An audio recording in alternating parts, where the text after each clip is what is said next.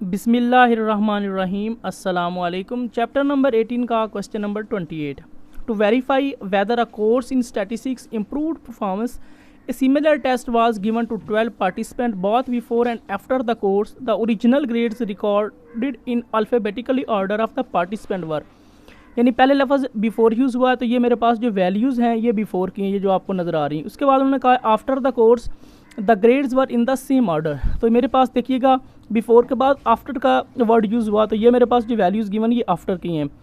Was the course useful as measured by performance on the test. Consider these 12 participant as a sample from a population. तो इस A part में हम paired observation का test use करेंगे। तो first step is that H not mu D which is equal to 0 and H one जो H not का alternative होता है म्यू डी ग्रेटर इज 0। तो यहाँ पे ग्रेटर का साइन क्यों यूज़ हुआ है, यहाँ पे आपने गौर करना है। To verify whether a course in statistics improved performance, जब लफ्ज़ इम्प्रूव का यूज़ हो यानी बेहतर बनाने का, तो उसके लिए आपने यहाँ पे ग्रेटर का साइन यूज़ करना है। जब आपका यहाँ पे ग्रेटर का साइन आ जाए या आया कि लेस का साइन आ जाए तो वो आपका वन साइडेड टेस्ट या दूसरा नाम है उसका वन टेल टेस्ट होता है। Second step is that level of significance. तो इस क्वेश्चन में हमें लेवल ऑफ सिग्निफिकेंस गिवन नहीं था तो हमने अपनी मर्जी से लिया है alpha which is equal to 0.05। Third step is that test statistics, जिसमें हम लिखेंगे टी नीचे सी एल यानी कि T calculated which is equal to D bar over S T over N square root. Fourth step है calculation. तो calculation में हमने टी कैलकुलेटेड की वैल्यू फाइंड करनी है, तो उसके लिए हमें डी बार भी फाइंड करना पड़ेगा, एस डी भी फाइंड करना पड़ेगा और एन भी। एन से मुराद होता है आपकी नंबर ऑफ ऑब्जर्वेशन, यानी जितनी वैल्यूज़ आपको गिवन है वो आपका एन है, और डी बार और एस डी हमें फाइंड करना पड़ेगा। फर्स्ट मैंने लिखा है वी नो दैट, हम जानते हैं जो डी बार है वो बराबर होता है समेशन डी ओवर एन के। अब अगर हमने डी बार फाइंड करना है तो हमें समेशन डी की वैल्यू फाइंड करनी पड़ेगी। सबसे पहले मैंने टेबल बनाया है बिफोर और आफ्टर का। बिफोर को मैंने x2 का नाम दिया है, तरतीब के साथ मेरे पास जो बिफोर की वैल्यूज़ थी उसको मैंने लिख दिया है, उसको ऐड किया तो मेरे पास x2 की वैल्यू बन गई 648। उसके बाद मैंने आफ्टर का टेबल बनाया, उसको मैंने x1 का नाम दिया, तरतीब के साथ उसकी वैल्यू लिख दी है 708। नेक्स्ट कॉलम जो मैंने फाइंड करना था वो डी फाइंड करना था। डी से मुराद था डिस्टेंस, तो डी बराबर होता है x1 माइनस x2। ये जो फार्मूला है ये बुक के ऊपर गिवन है। x1 माइनस x2 का मतलब है आपने x1 की हर वैल्यू में से x2 को माइनस करना है, यानी कि 53 minus 44 9, 38 minus 40 minus 2, 69 minus 61 8, 57 minus 52 5, 46 minus 32 14, 39 minus 44 minus 5, 73 minus 73, 48 minus 61 7, 73 minus 67 6, 74 minus 72 2, 60 minus 53 7, 78 minus 72 6। मैंने इन वैल्यूज़ को आपस में सॉल्व किया तो उसकी मेरे पास वैल्यू बन गई 16। इसमें मेरे पास नेगेटिव की भी वैल्यू और पॉजिटिव की भी। आपने पहले पॉजिटिव वैल्यूज़ को ऐड कर लेना है और नेगेटिव को उसमें से माइनस कर देना है। तो मेरे पास डी की वैल्यू आई 60। अब नेक्स्ट मैंने कॉलम बनाया डी स्क्वायर का। डी स्क्वायर का कॉलम मैंने इस वजह से बनाया है क्योंकि मुझे यहाँ पे एस डी की वैल्यू फाइंड करनी है। जब मैंने एस डी की वैल्यू फाइंड करनी तो वहाँ पे मुझे डी स्क्वायर की वैल्यू की ज़रूरत पड़ेगी। तो डी स्क्वायर का मतलब है कि आपने डी की हर वैल्यू का स्क्वायर लेना है, जैसे कि फर्स्ट का स्क्वायर, सेकंड का, थर्ड का, 4 एंड सो ऑन 6 तक आपने इसका कैलकुलेटर से स्क्वायर ले लेना है। अगर आपको वैसे आता तो आपने वैसे लिख लेना है। फिर आपने इन तमाम वैल्यूज़ को ऐड करना है तो आपके पास डी स्क्वायर की वैल्यू बन जाएगी 578। अब हम आते हैं इसके नेक्स्ट स्टेप की तरफ। तो यहाँ पे मैंने लिखा है D bar which is equal to summation D over N. Summation D mean distance जो मेरे पास आया था 60, नीचे एन से मुराद था नंबर ऑफ ऑब्जर्वेशन, यानी जो हमें वैल्यूज़ गिवन थी वो हमारे पास 12 आई हैं। तो नीचे साथ में मैं लिख भी देता हूँ कि एन मेरे पास यहाँ पे 12 के बराबर है। 60 को अगर आप 12 के ऊपर डिवाइड करेंगे तो आपके पास डी बार की वैल्यू बन जाएगी 5। नेक्स्ट मैंने फाइंड करना है एस डी। तो पहले मैं एस स्क्वायर डी फाइंड करूँगा, बाद में मैं इसका स्क्वायर ख़त्म कर दूँगा और वो मेरे पास एस डी की वैल्यू बन जाएगी S square D which is equal to 1 over N minus 1 into summation D square minus summation D के ऊपर स्क्वायर ओवर एन। अब S square D same 1 over N की मेरे पास वैल्यू 12, साथ में -1, समेशन डी स्क्वायर की मेरे पास वैल्यू आई थी 578, फिर माइनस, फिर समेशन डी उसकी मेरे पास वैल्यू 60 है, ऊपर स्क्वायर है तो यहाँ पे मैंने लगा दिया स्क्वायर। नीचे एन है उसकी मेरे पास वैल्यू 12 है, 1 ओवर 12 में से 1 बाकी 11, फर्स्ट वैल्यू सेम, माइनस भी सेम, 60 का स्क्वायर लेना तो वो बन जाएगा 3600। नीचे मेरे पास 12 है, 1 ओवर 11 सेम रहेगा, 578 भी सेम रहेगा, माइनस भी सेम। 3600 को आपने डिवाइड करना है 12 के ऊपर, तो आपके पास नेक्स्ट वैल्यू बन जाएगी 300। अब आपने 578 में से माइनस करना है 300 को, तो आपके पास इसकी वैल्यू बन जाएगी 278। नीचे मेरे पास 11 है, तो मैंने 278 को 11 के ऊपर डिवाइड किया, तो मेरे पास एस का डी की वैल्यू बन गई 25.27। अब मुझे चाहिए एस टी की वैल्यू, तो मैं दोनों साइड स्क्वायर रूट लूँगा, इसके ऊपर भी स्क्वायर रूट और इसके ऊपर भी स्क्वायर रूट। यहाँ पे मैंने एस का डी के ऊपर स्क्वायर रूट ली, यहाँ पे मैंने इसके ऊपर स्क्वायर रूट लिया, स्क्वायर से स्क्वायर रूट काट गई, पीछे मेरे पास एस डी बचा। 25.27 की आप कैलकुलेटर से स्क्वायर रूट लेंगे तो आपके पास एस टी की वैल्यू बन जाएगी 5.03। अब मैं टी कैलकुलेटर के फार्मूला में डी बार, एस डी और एन की वैल्यू पुट करने जा रहा हूँ। ये टी हमारा जो स्टैटिस्टिक्स का फार्मूला है उसमें पुट करने जा रहा हूँ। T calculator which is equal to D bar over S D over N square root. D bar की मेरे पास वैल्यू 5 आई है, एस डी की मेरे पास वैल्यू 5.03, एन की मेरे पास वैल्यू 12 है, इसके ऊपर स्क्वायर रूट है। 5 सेम, 5.03 भी सेम, 12 की स्क्वायर रूट 3.464, 5 सेम। 5.03 को अपने डिवाइड करना 3.464 के ऊपर, तो आपके पास नेक्स्ट वैल्यू बनेगी 1.452। 5 को डिवाइड करें 1.452 के ऊपर, तो आपके पास टी कैलकुलेटर की वैल्यू आएगी 3.44। 5 स्टेप है क्रिटिकल रीजन, तो क्रिटिकल रीजन हम डायरेक्ट नहीं ले सकते, इसके लिए हमें बुक के ऊपर एक स्ट्रक्चर गिवन है, तो हमने उसके अकॉर्डिंग अपनी क्रिटिकल रीजन लेनी है।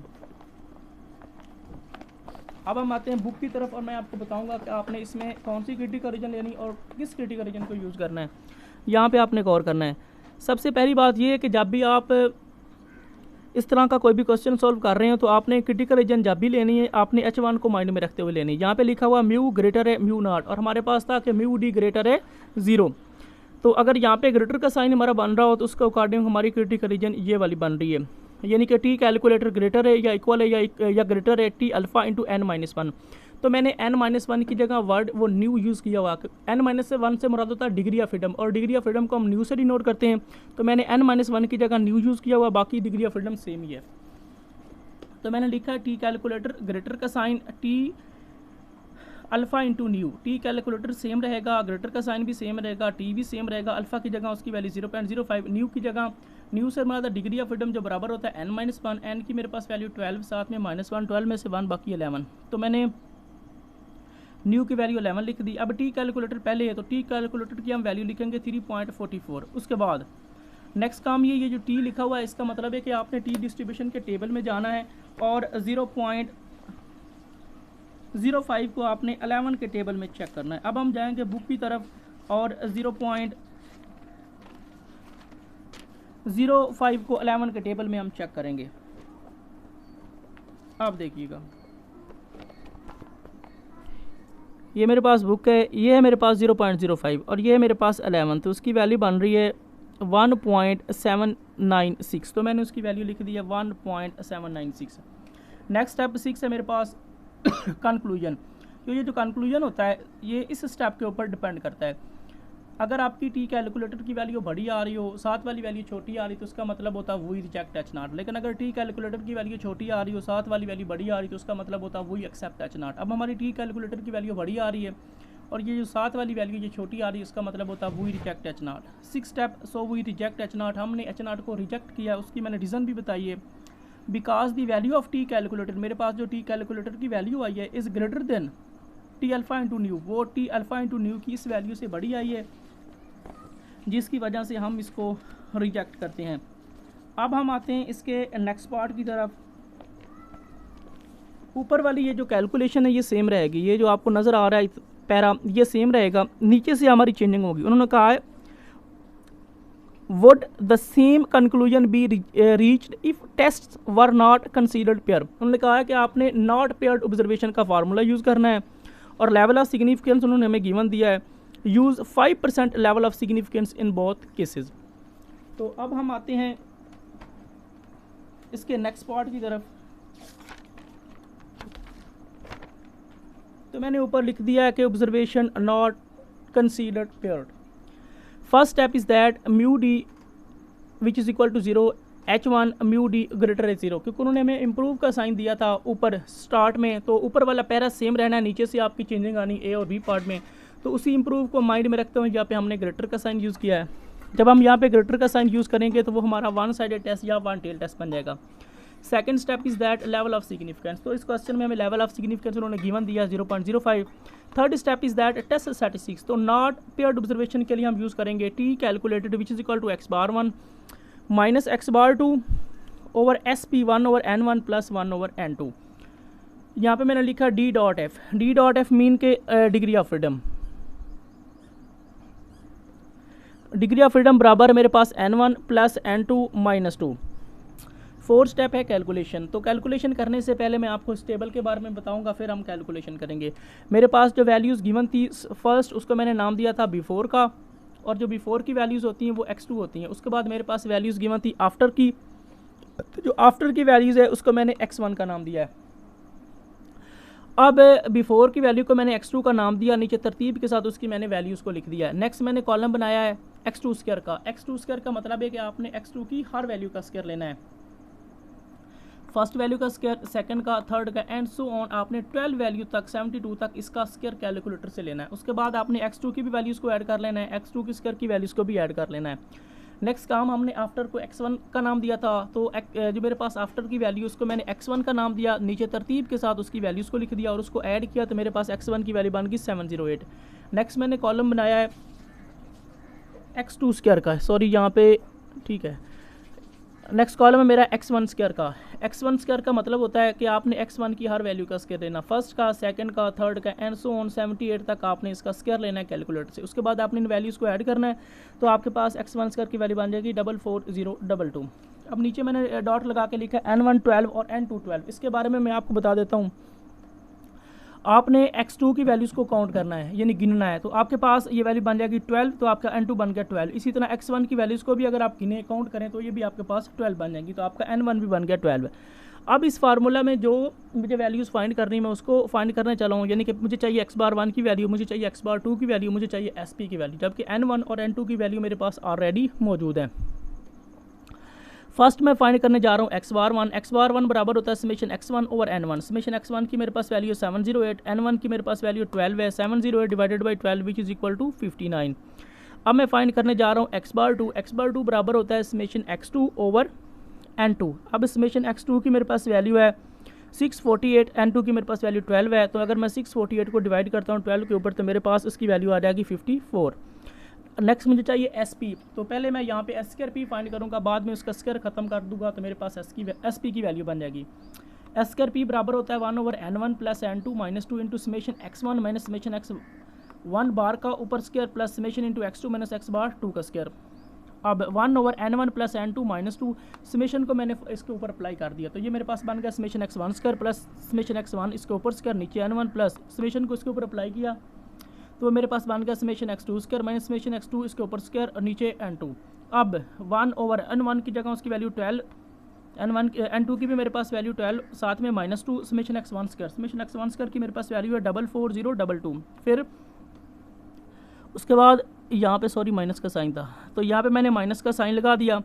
समेशन x1 स्क्वायर की मेरे पास वैल्यू आई है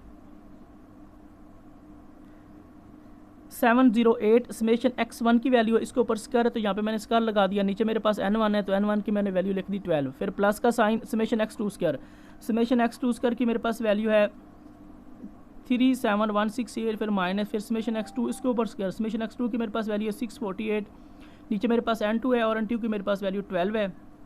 अब 1 ओवर 12 और 12 24, साथ में minus 2, first value same minus same, 708 का स्क्वायर 501264, नीचे मेरे पास 12, फिर प्लस का साइन, ये वाली वैल्यू सेम 648 का स्क्वायर 419904, नीचे मेरे पास 12। अब हम आते हैं नेक्स्ट स्टेप की तरफ।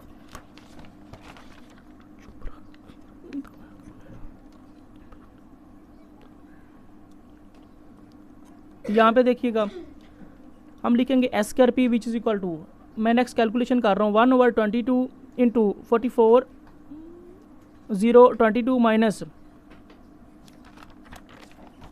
अब आपने काम ये करना है कि आपने 501264 को डिवाइड करना 12 के ऊपर, तो आपके पास इसकी वैल्यू बन जाएगी 41772। फिर प्लस का साइन, ये वाली वैल्यू सेम रहेगी, माइनस भी सेम रहेगा, आपने 419904 को डिवाइड करना है 12 के ऊपर, तो आपके पास नेक्स्ट वैल्यू बन जाएगी 34992। अब 1 ओवर 22 सेम इस वैल्यू में से आपने इस वैल्यू को माइनस करना है, तो आपके पास नेक्स्ट वैल्यू बन जाएगी 2250, फिर प्लस का साइन, इस वैल्यू में से आपने इस वैल्यू को माइनस करना है, तो नेक्स्ट वैल्यू बन जाएगी 2176। अब आपने फर्स्ट वैल्यू को सेकंड वैल्यू के साथ ऐड करना है, तो नेक्स्ट वैल्यू बनेगी 4426। नीचे मेरे पास 22 है, तो मैंने यहाँ पे इम्प्लाइज का साइन लगाया, एस स्क्वायर पी को मैंने यहाँ पे लिख दिया, इस वैल्यू को मैंने 22 के ऊपर डिवाइड कर दिया, तो मेरे पास नेक्स्ट वैल्यू बन गई 201.1818। अब मुझे चाहिए, क्योंकि एस पी की वैल्यू तो मैं दोनों साइड स्क्वायर रूट लूँगा, इसके ऊपर भी स्क्वायर रूट और इसके ऊपर भी स्क्वायर रूट। तो यहाँ पे मैंने लिया इस एस स्क्वायर पी के ऊपर स्क्वायर रूट और यहाँ पे मैंने लिया इसके ऊपर स्क्वायर रूट। अब इस स्क्वायर से ये स्क्वायर रूट काट के पीछे मेरे पास एस पी बचा, इसकी आपने स्क्वायर रूट कैलकुलेटर से ले लेनी है, तो आपके पास इसकी वैल्यू बन जाएगी 1418। नेक्स्ट जो मेरे पास नॉट पेयर्ड ऑब्जर्वेशन का फार्मूला बना था टी कैलकुलेटर का, उसमें मैं वैल्यू पुट करूँगा t calculated which is equal to x⁻1 minus x⁻2 over SP1 over n1 plus 1 over n2। x⁻1 की मेरे पास वैल्यू 59 है, x⁻2 की मेरे पास वैल्यू 54 है, SP की मेरे पास वैल्यू है 14.18, n1 की 1 ओवर n1 की जगह उसकी वैल्यू 12, फिर प्लस का साइन 1 ओवर n2 की जगह उसकी वैल्यू 12। अब 59 में से मैंने 54 को माइनस किया, तो मेरे पास उसकी वैल्यू 5 बन गई, और ये जो फर्स्ट वैल्यू ये सेम रहेगी।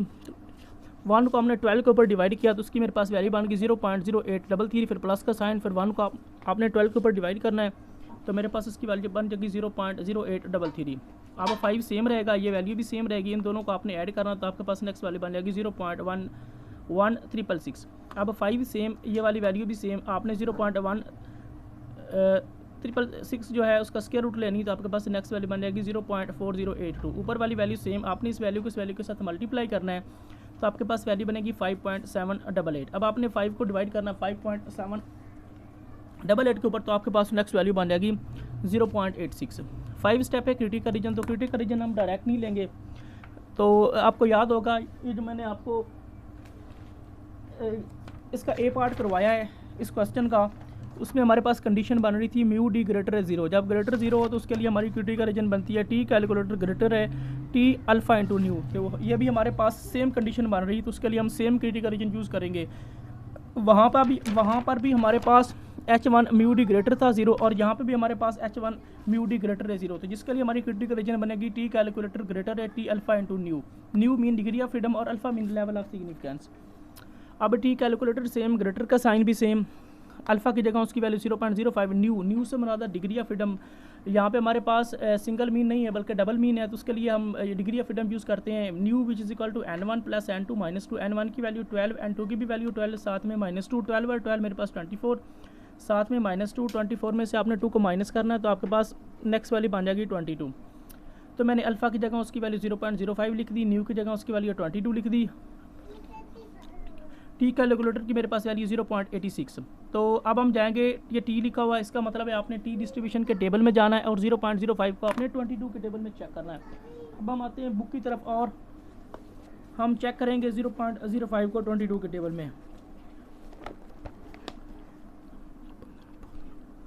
ये मेरे पास है 0.05, ये मेरे पास है 22, तो उसकी मेरे पास वैल्यू बन रही 1.717, तो मैंने उसकी वैल्यू लिख दी है 1.717। नेक्स्ट स्टेप है मेरे पास स्टेप नंबर 6 कंक्लूजन। कंक्लूजन का मतलब होता है कि आपने क्रिटिकल रीजन के इस स्टेप को माइंड में रखते हुए अपना कंक्लूजन लिखना है। अगर आपकी टी कैलकुलेटर की वैल्यू बड़ी बन रही हो, साथ वाली वैल्यू छोटी बन रही, तो उसका मतलब होता है वी रिजेक्ट H0।